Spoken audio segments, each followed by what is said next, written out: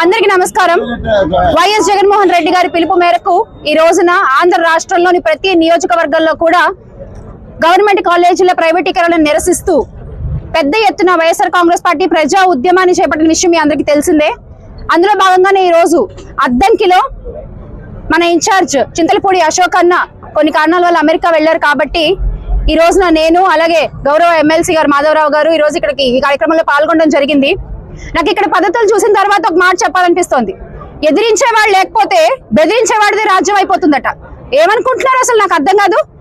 ఒక వినతి పత్రం సబ్మిట్ చేయడానికి వస్తే నా కొడకల్లారా అంటూ గౌరవ పోస్ట్ లో ఉన్నటువంటి ఒక సిఐ గారు మాట్లాడొచ్చా? అలా మాట్లాడొచ్చా? అందరు మనుషులే కదా.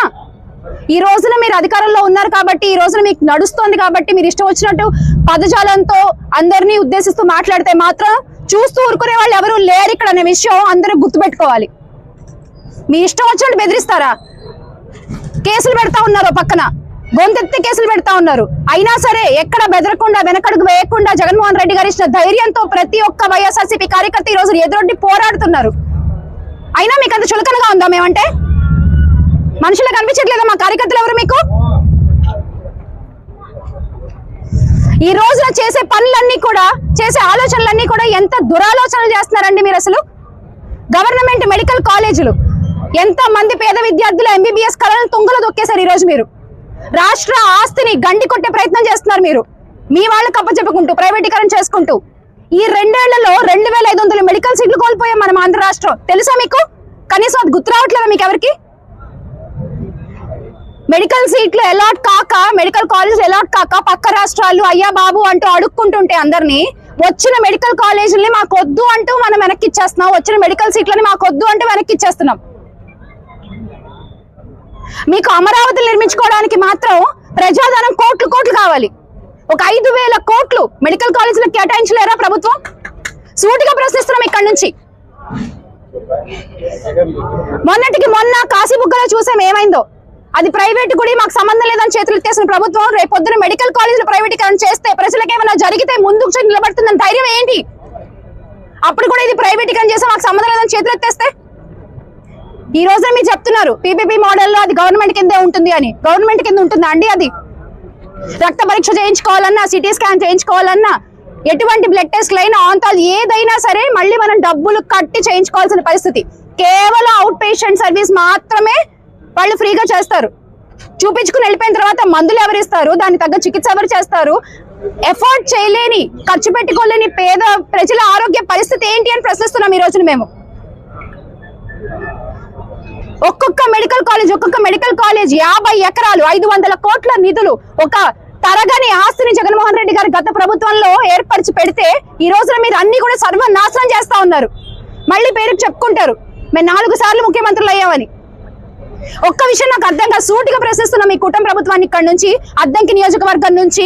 ఇప్పుడు ఆరోగ్యశ్రీ అన్నా, 108, 104 అన్నా, జలయజ్ఞం అన్నా, లేకపోతే రైతులకి ఉచిత కరెంట్ అన్నా, ఇవన్నీ చెప్తే దివంగత నేత వైఎస్ఆర్ గారు గుర్తొస్తారు అందరికీ కూడా. అలాగే గ్రామ సచివాలయాలు, నాడు నేడు బడులు, మెడికల్ కాలేజీలు, Uddanam kidney research centre, Elugonda project, రైతుల కోసం ఆయన కట్టించినటువంటి రైతు భరోసా కేంద్రాలు, గ్రామ సచివాలయాలు, ఇవన్నీ చెప్తే జగన్మోహన్ రెడ్డి గారు గుర్తొస్తారు. 75 ఏళ్ల వయసు కదా సార్ మీకు. 75 ఏళ్ల వయసు, 4 సార్లు ముఖ్యమంత్రి అయ్యారు. మీ పేరు చెప్పగానే గుర్తొచ్చే ఒక్క పథకం చెప్పండి. మీ పేరు చెప్పగానే గుర్తొచ్చే పథకం. మొన్న ఈ మధ్య మనం అందరం కూడా చూసాం గేమ్ చేంజర్ అనే సినిమా. రామ్ చరణ్ గారు యాక్ట్ చేశారు. ఆయన స్క్రీన్ మీద గేమ్ చేంజర్ అయితే రియల్ లైఫ్ లో one and only game changer YS Jaganmohan Reddy గారు.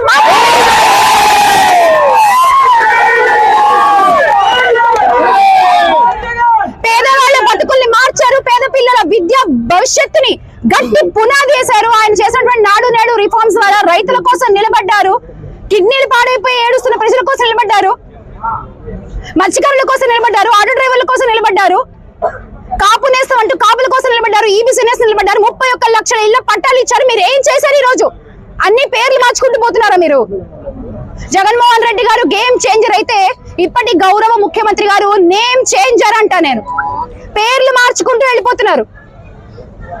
ఆ రోజున అమ్మఒడి అంటే మీరు తల్లికి వందనం అంటారు. ఆటో డ్రైవర్ల కోసమే వాహన మిత్ర అంటే మీరు ఆటో డ్రైవర్ల సేవలో అంటారు. ఇప్పుడు గ్రామ సచివాలయాలేమో విజనరీ యూనిట్లు అంటున్నారు. నిన్న చెప్తున్నారు జగనన్న ప్రవేశపెట్టిన ఫ్యామిలీ డాక్టర్ పథకాన్ని సంజీవన్ అంట, మేము ప్రవేశపెట్టిన దిశ యాప్కి మీరు శక్తి యాప్ అంటారు. మీరు పేర్లు మార్చుకోవడానికి, జగన్మోహన్ రెడ్డి గారు ప్రవేశపెట్టిన పథకాల పేర్లు మార్చడానికి మీకు ఎందుకండి 164 సీట్లు? మీకెందుకు పేర్లు మార్చుకుంటూ పోవడానికా? ఈ రోజున ఆంధ్ర రాష్ట్రంలో ప్రతి ఒక్కళ్ళు కూడా రియలైజ్ అవుతున్నారు, ప్రతి ఒక్కళ్ళు తెలుసుకుంటున్నారు, మీరు చేసినటువంటి మోసాన్ని గుర్తిస్తున్నారు. ఎలా అయితే మీరు మెడికల్ కాలేజీల విషయంలో, మెడికల్ కాలేజీలు ఒకటే కాదు, మెడికల్ కాలేజీలు అంటే ఆసుపత్రులు, మల్టీ స్పెషాలిటీ సేవలు చూస్తా ఉంటే మన పులివెందుల్లో ఆల్రెడీ ఎక్విప్మెంట్ ఎత్తికెళ్ళిపోయి అమ్ముకుంటున్న పరిస్థితి. ఒక్కటొక్కటి అప్పుడే అమ్మకాలు మొదలెట్టేశారు. ఏం మిగల్చరా ఇంకా మీరు రాష్ట్రానికి? ప్రతి ఒక్కళ్ళు తెలుసుకుంటున్నారు. ఇహనో ఇప్పుడు జగన్మోహన్ రెడ్డి గారు కూడా పాదయాత్ర మొదలు పెడతారు. ఆ పాదయాత్రలో ఒక్కొక్క అడుగుతో పాటు కలిసి నడిచేటువంటి కొన్ని లక్షల అడుగులు మీ పతనానికి నాందవుతాయని మరొకసారి